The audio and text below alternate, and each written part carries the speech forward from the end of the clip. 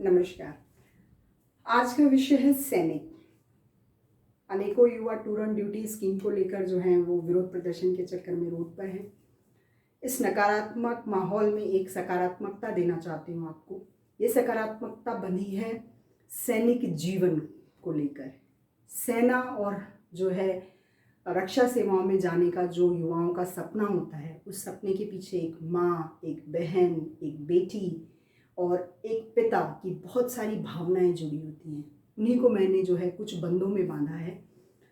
आप सुनेंगे तो आपको सराहना होगी अपने जो है मस्तिष्क में कि सच में सैनिक जीवन धन्य है।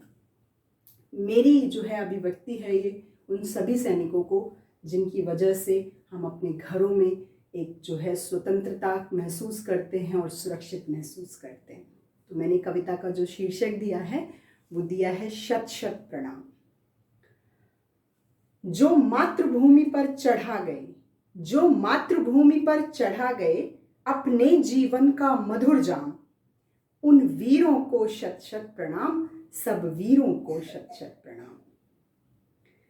जब चले तो माँ की ममता ने, जब चले तो माँ की ममता ने।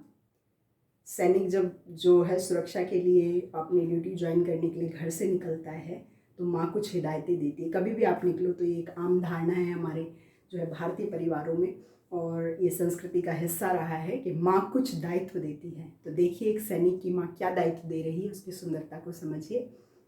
जब चले तो माँ की ममता ने धीरे से सुत को बता दिया, बेटा तू बलि का दोना है, माँ के मंदिर में चढ़ा दिया।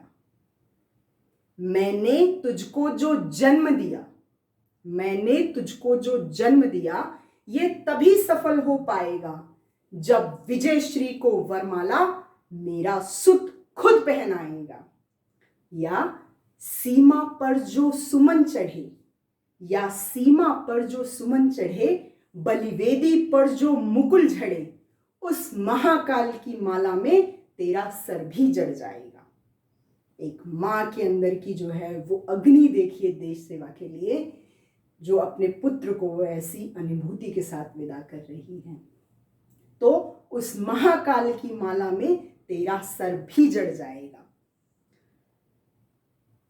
सर जड़ा गया कब माला में, सर जड़ा गया कब माला में, इसका तो कुछ भी ज्ञान नहीं। सर जड़ा गया कब माला में, इसका तो कुछ भी ज्ञान नहीं। चादर उल्टी तो देखा क्या, चादर उल्टी तो देखा क्या, है पुत्र मगर अब प्राण नहीं। आंखों में आंसू भर आए, आंखों में आंसू भर आए, पर निकले नहीं वृक्ष तल से। आंखों में आंसू भर आए पर निकले नहीं वृक्ष तल से। पुत्र त्याग की गरिमा कम ना हो, रह गए इसी से आंचल से। जिस माता में यह मान भरा, उस माता को शत शत प्रणाम, उन वीरों को शत शत प्रणाम, सब वीरों को शत शत प्रणाम। अब समझिए कि एक पत्नी है, नवविवाहित है, परिणय बंधन में बंधी प्रिया, परिणय बंधन में बंधी प्रिया, आंखों में सुरमई लाली थी, मेहंदी से भरे थे दोनों कर, पैरों में बजती पायल ले इठलाती थी, शर्माती थी।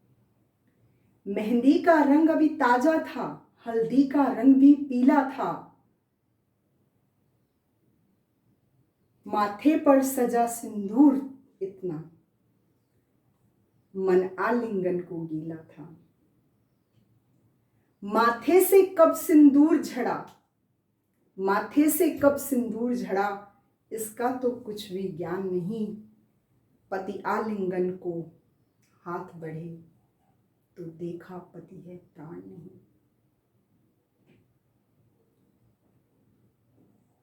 आंखों में आंसू भर आए, आंखों में आंसू भर आए, पर निकले नहीं अधर तल से।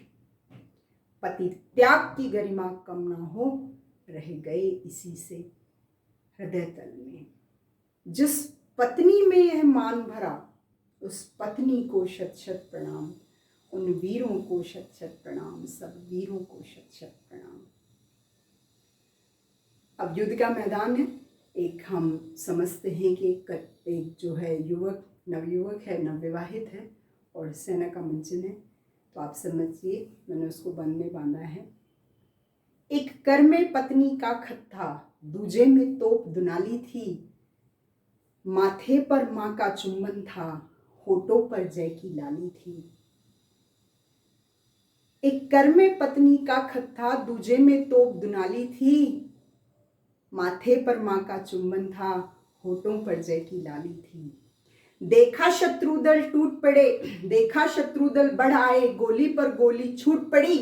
देखा शत्रुदल बढ़ आए, गोली पर गोली छूट पड़ी।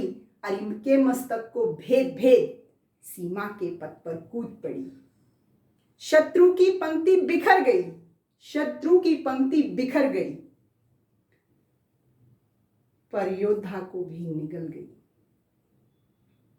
जिस कर में पत्नी का खत था, वो कटकर अब निष्प्राण हुआ। जिस उर में मां की ममता थी, वह उर अब लहू लुहान हुआ।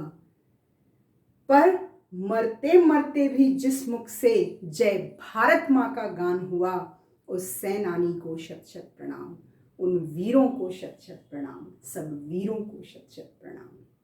ये मेरी तरफ से श्रद्धांजलि, आभार है समस्त सैनिक गणों का, समस्त सैन्य सेवाओं का, अपनी वायु सेवा जो है, अपनी थल सेना, जल सेना, सभी के समर्पण में ये मैं थोड़ा सा आभार प्रकट कर पाई हूँ।